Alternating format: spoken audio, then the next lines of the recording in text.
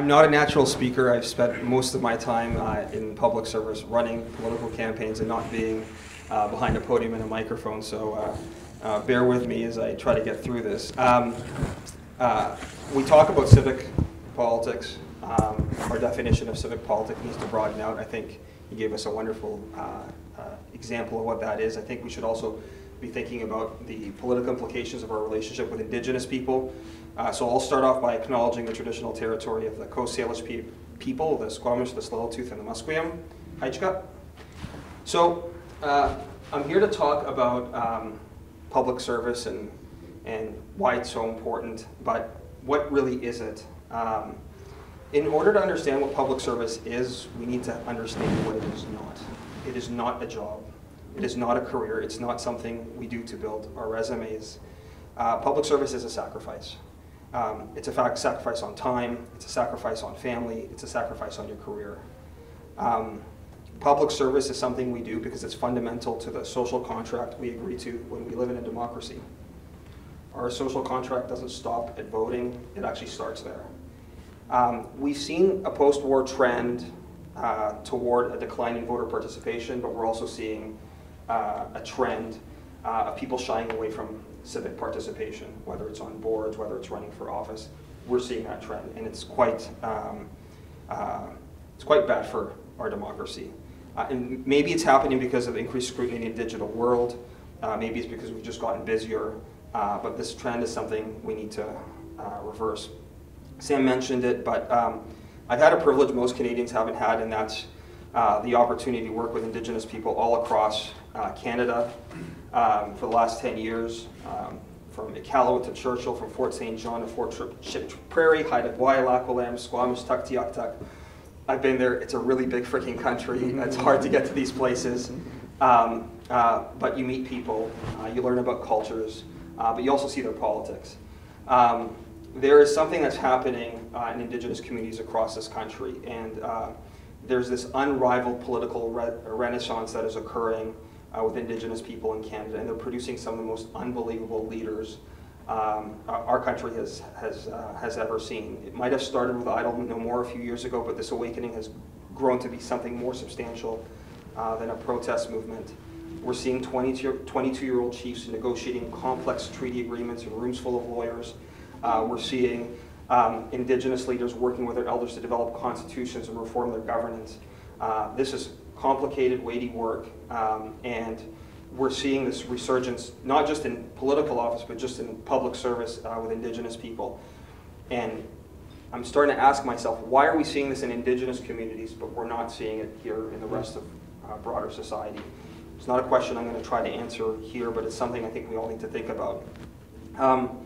My work with Indigenous people isn't over, but it culminated last year in a unique opportunity to work on a campaign for a friend of ours that was running to become the national chief of the AFN.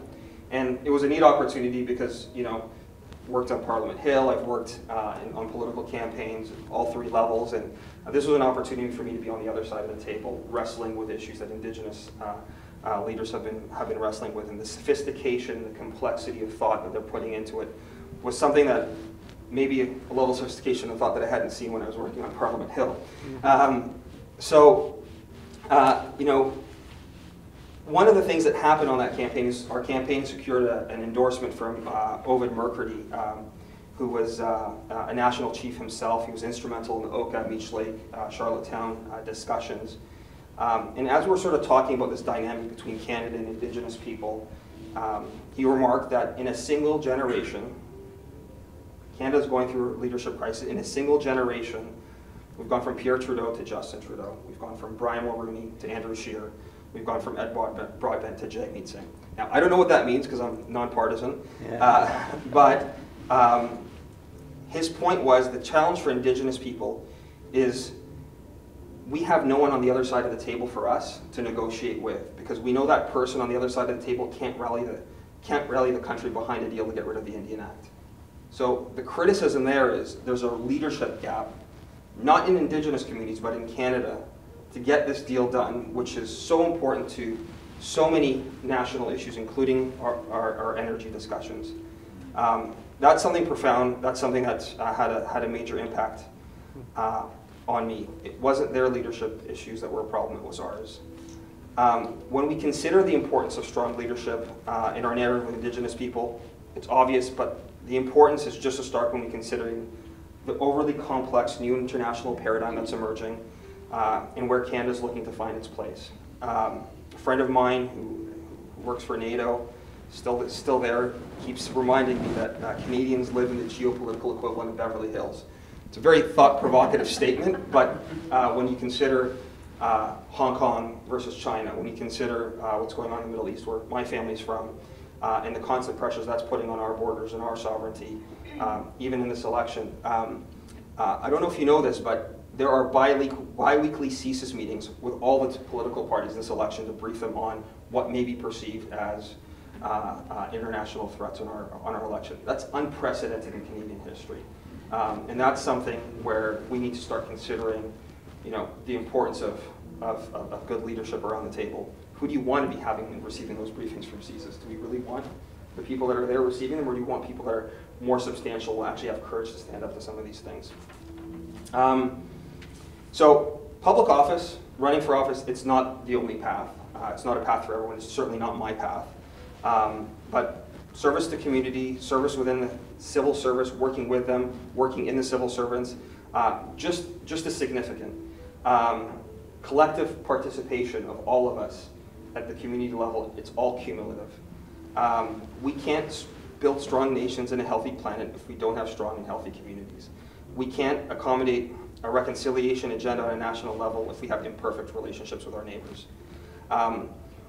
We can't move forward unless you all get involved, on your terms though, with what you're able to give, but expecting that the Carol Taylors and the David Emersons, the David Suzukis and the Sam Sullivans and the Ovid Mercurys are going to continue to carry us forward. That's a false promise. They're all getting on in age. So the next generation of leaders is in this room. You've taken that first step. You're here. You're also active in your own communities too. But go out and build political parties, build community activist organizations, build hope and opportunity, join boards, study, learn, fight for what you think is right, and be who you know you are. Thank you.